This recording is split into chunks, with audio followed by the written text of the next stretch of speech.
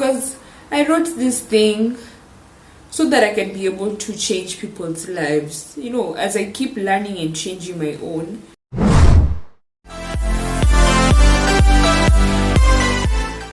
Hi guys, welcome back to another episode of Inspired to Transform. My name is Whitney Akinyi. If you're new here, please do hit that subscribe button, like, share, and be sure to leave a comment. So, in today's episode, I just want to take you guys through the journey of the Boss Planner.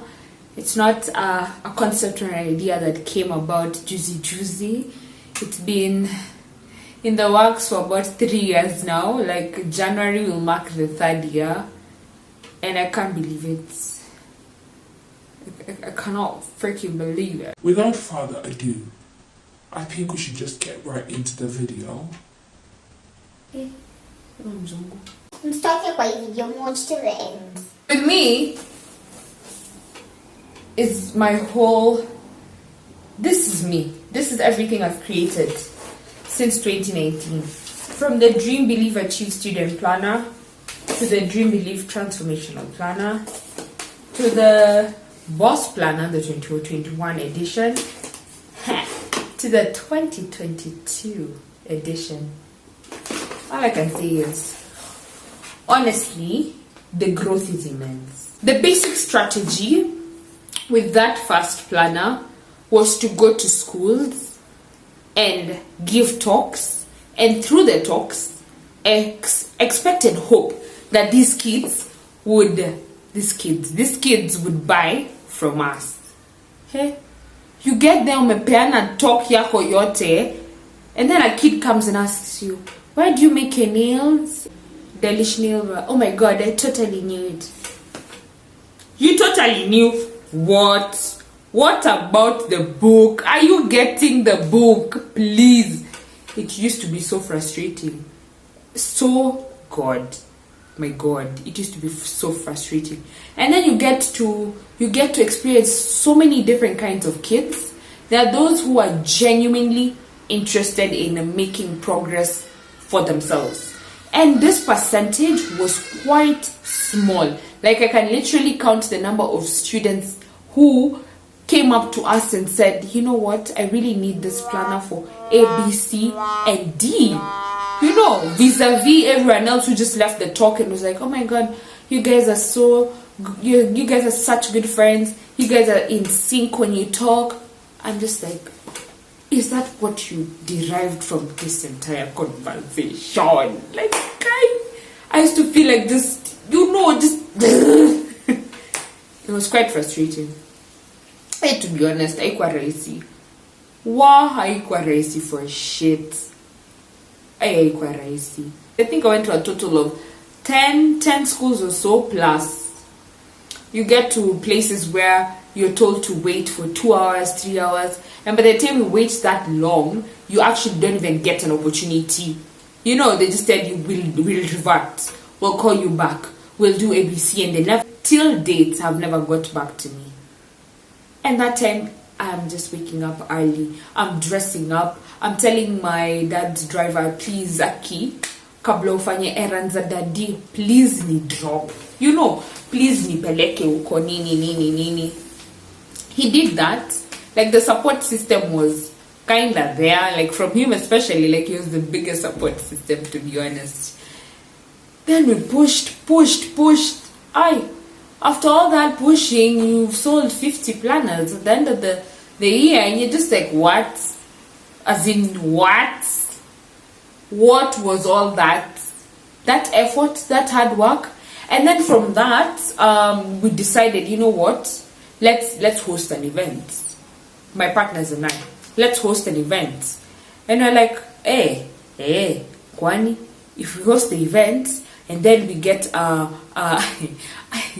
good artist like Ethic, and then Rono was our MC, you know, we're gonna get money. And then we charge the ticket at 1,000 bob.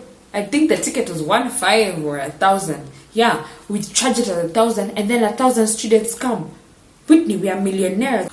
I swear I'll get one at tukichapa hiyo hesabu. And hey, at that time I'm just like, what? We're 20, we're still 19. and we're making $1 million from an event. It was centered around personal development and financial literacy. It was called the Ikigai. I'm sure if you've been at day one, you know, and maybe attended the Ikigai festival. So fast forward, we've planned for this entire thing, and a big shout out to Frankie, the brand, because he held our hand throughout the entire process. Sheila too, Big Ted. We had, who else? Kina Stefu and June Claire pulled up. We had a pretty solid support system for this particular event. We got security guards, we got portable washrooms, we got St. G as the venue, because since we're students, we're given a discount.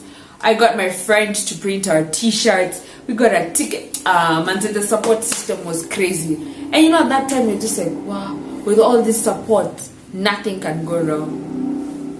A day to the event, we've sold 23 tickets on MI tickets, and I'm just like, God, ni.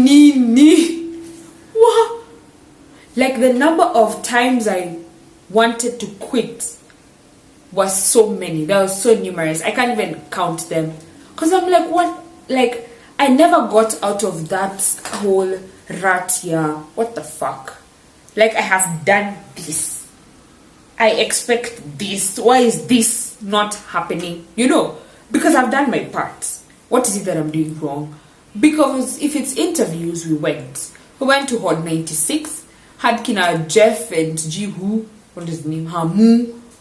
And that was also organized by someone. So I'm just like, the support is there, but Nini, what is this that's missing that's making this equation not work?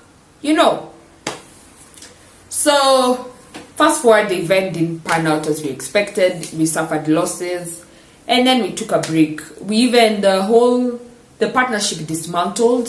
We took a break, and yeah, everyone just be doing their own thing. But the fire in me for this particular book just kept burning. It just kept burning, and I was like, you know what? I think this year, now the next year, 2020, I want to do this book differently. I want to engage a graphic designer. I want to increase the price. I want to change my target audience. I just want to do something better that will just help me this business grow for real. Fast forward, we now have the Dream, Believe, Achieve transformational planner. Oops. Yeah. Now this planner comes with its own baggage, because you know, at that time I've now ventured solo, but I still need capital to fund this business. So I go tell my parents, you know what, you guys, I'd like to print a new batch of planners, and I would like for you guys to support me with X amount of money so that I can be able to, you know, to do the publication, etc. So my parents told me they don't have money. And at that time, I'm just like, why would you not help your daughter? You know, that sense of entitlement. I'm like, you're supposed to help me. I'm your daughter. I mean, if you don't help me, who else would you help? And then I got to a point where I had a lot of resentment. Because I'm like, this is a dream that I have. This is something that I want to pursue. I just need your support. I just want you to believe in my dream and help me push through. Why, you guys? If I remember this story, I just want to cry. Because I remember sometimes I just used to look at my parents. I'm like, wow. Is it that you think my product is not good enough? Or is it that you think it's just not going to pan out well, or you're going to waste your money by, you know, investing in my business? Or you just not think it's a viable business, you know, at large? Because I had tried so many other things and they all didn't work out.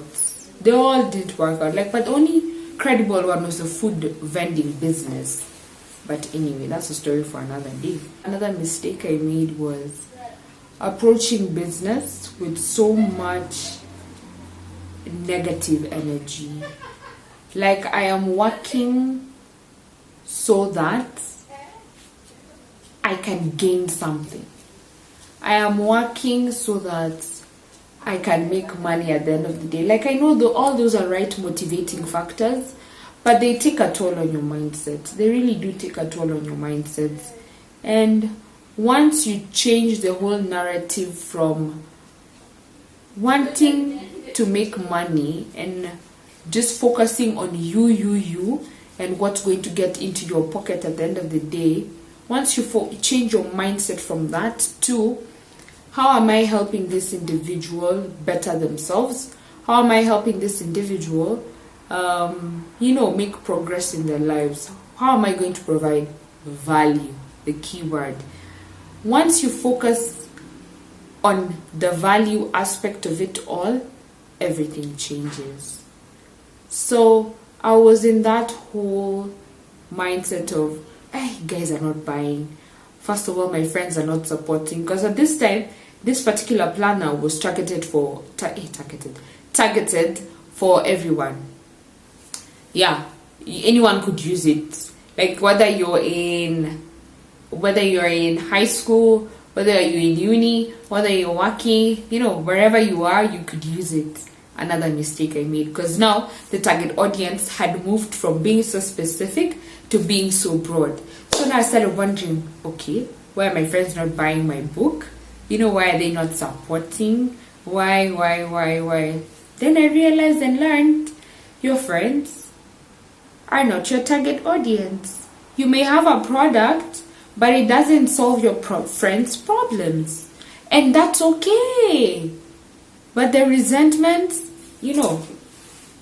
And I think I really had a lot to learn in this particular phase.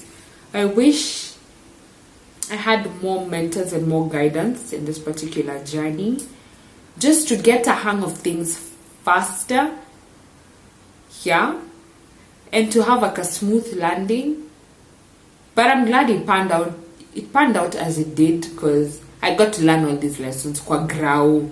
It was no longer a battle of theory. It was a kwa grau kind of thing. Just get your facts and figures straight. Like, just know your friends can never be your target audience. Full stop. Just get other people out there and solve their problems from out there. It's as simple as that. So 2020, I stopped marketing the planners in May. Another mistake I made, because for someone to officially buy from you, they have to have seen your products for about 7 times before they can consider making the purchase from you. One of the marketing funnels.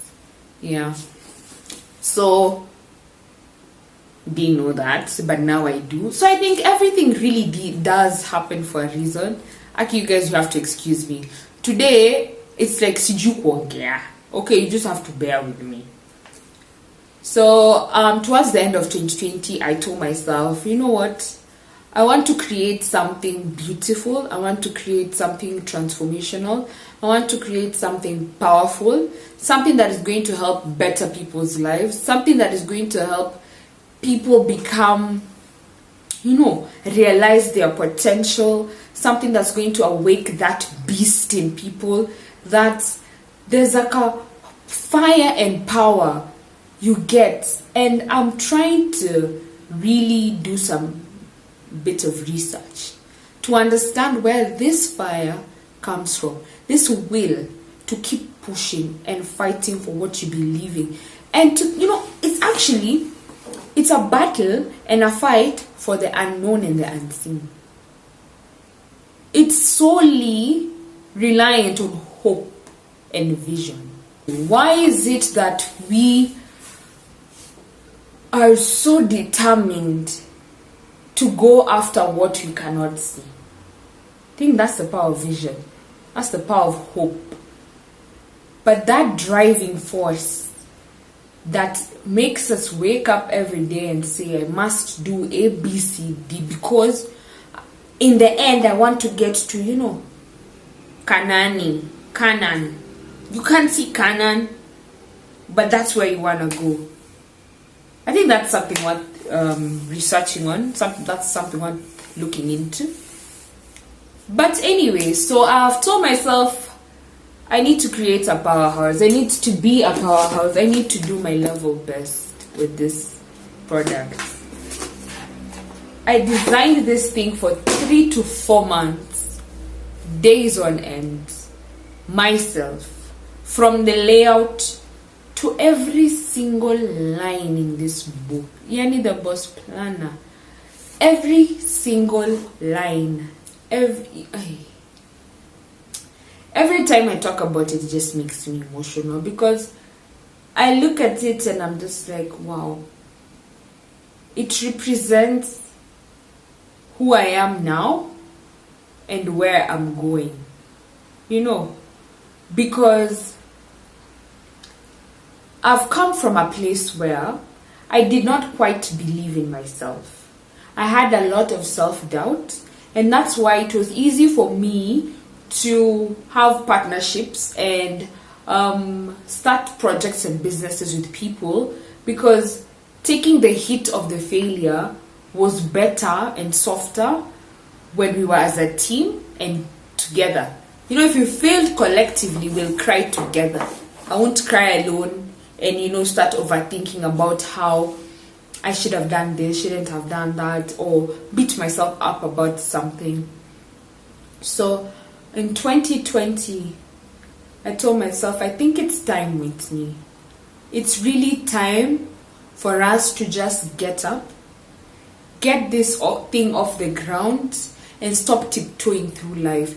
Because there's no difference really between Beyonce, for example, and me.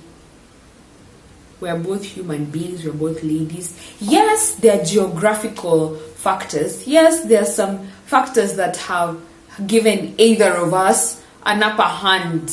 Maybe upbringing, maybe her parents. Actually, her parents did quite support her in her talent. I'm not saying that mine don't, but you get what I mean, Maybe if you're in USA or wherever, she was from Texas or wherever, Tennessee, I don't know. The likelihood of your work getting exposure and exposed to the masses is higher than with Whitney here in Kenya. Yes, maybe there are such factors involved. But at the end of the day, the only difference, or rather the only thing standing between me and taking the boss planner to the world is me. Because at the end of the day, I'm the only one who can see the vision in my head. I'm the only one who can see how I want my office to look one day.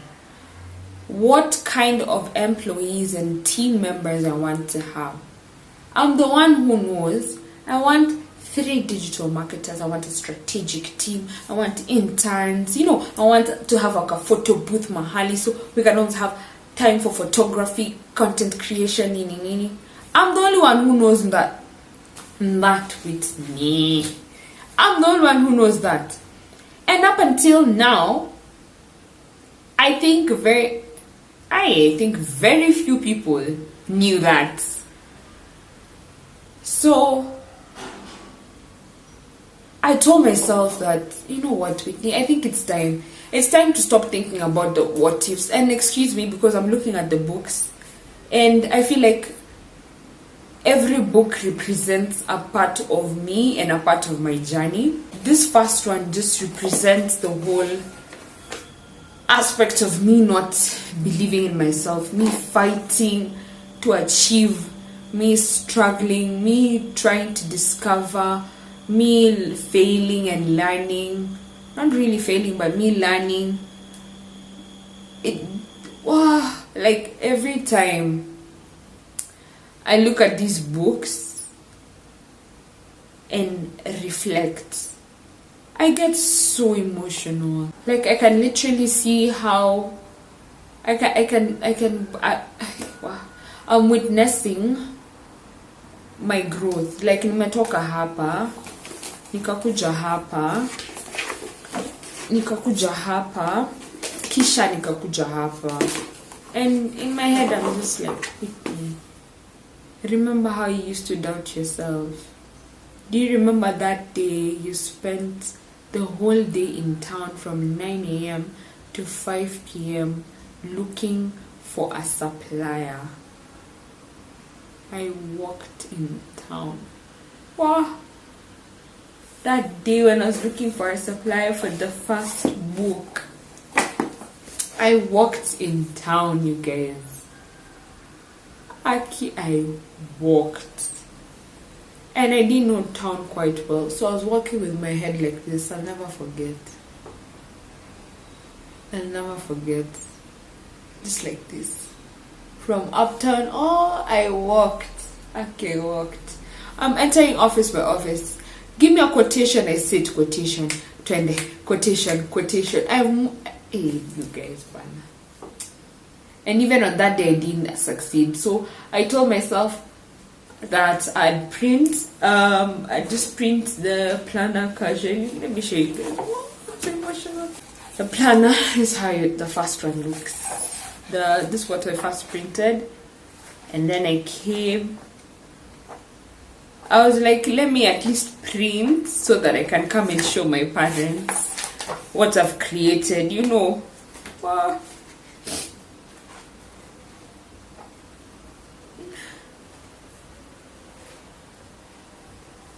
Oh, shit.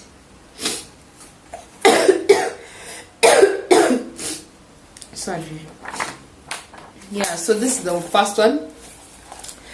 So that's what I printed. Then I went and showed, just so I could show my parents.